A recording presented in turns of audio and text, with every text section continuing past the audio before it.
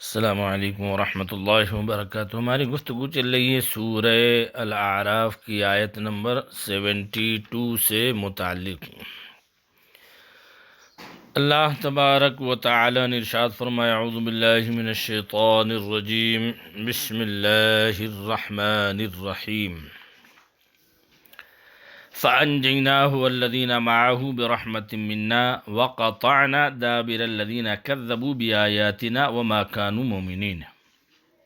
فأنجيناه، تو ہم نے اسے، والذین معه، اور اس کے ساتھ والوں کو، ہم نے اسے اور اس کے ساتھ والوں کو جو ان کے متبع تھے اور ان پر ایمان لائے تھے، برحمت منا، اپنی ایک بڑی رحمت فرما کر نجات دی اس عذاب سے جو قوم ہود پر اترا۔ وقطعنا دابر الذین،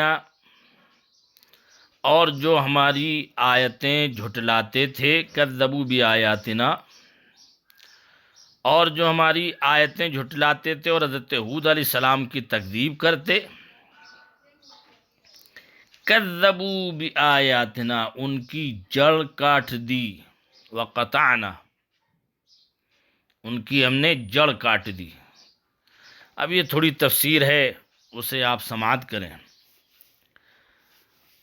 ان کی جڑ کاٹ دی جو حضرت ہود علیہ السلام اور ہماری آیتوں کی تکذیب کرتے ہیں، اور اس طرح ہلاک کر دیا کہ ان میں ایک بھی نہ بچا۔ مختصر واقعہ یہ ہے کہ قوم عاد احقاف میں رہتی تھی، جو عمان و حضرموت کے درمیان علاقے یمن میں ایک ریگستان ہے۔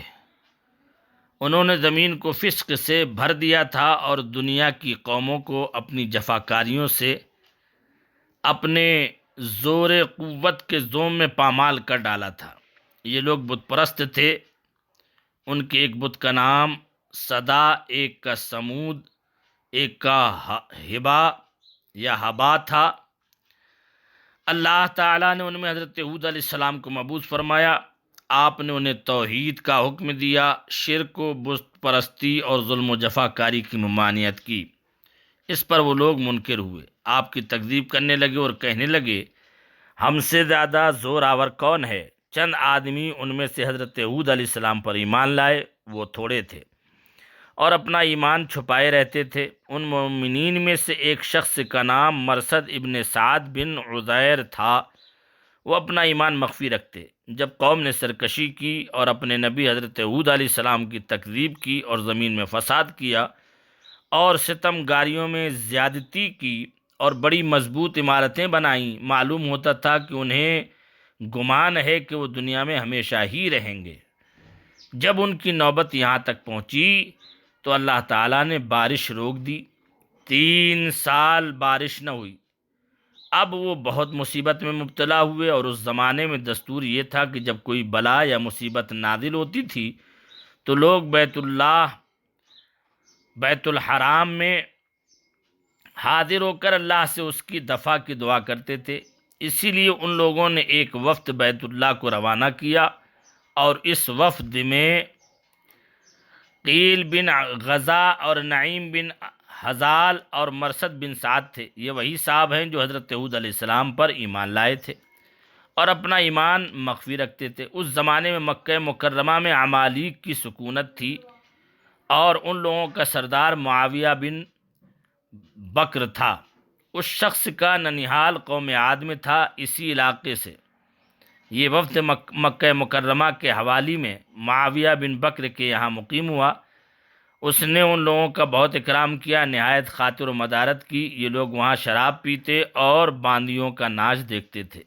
اس طرح انہوں نے عیش و نشاط میں 1 مہینہ بسر کیا۔ معاویہ کو خیال آیا کہ یہ لوگ تو راحت میں پڑ گئے اور قوم کی مصیبت کو بھول گئے جو وہاں گرفتار بلا ہے۔ مگر معاویہ بن بکر کو یہ خیال بھی تھا کہ اگر وہ ان لوگوں سے کچھ کہے تو شاید وہ یہ خیال کریں کہ اب اس کو میزبانی گراں گزرنے لگی ہے، اس لیے اس نے گانے والی باندی کو ایسے اشعار دیے جن میں قوم عاد کی حاجت کا تذکرہ تھا۔ جب باندی نے وہ نظم گائی تو ان لوگوں کو یاد آیا کہ ہم اس قوم کی مصیبت کی فریاد کرنے کے لیے مکہ مکرمہ بھیجے گئے۔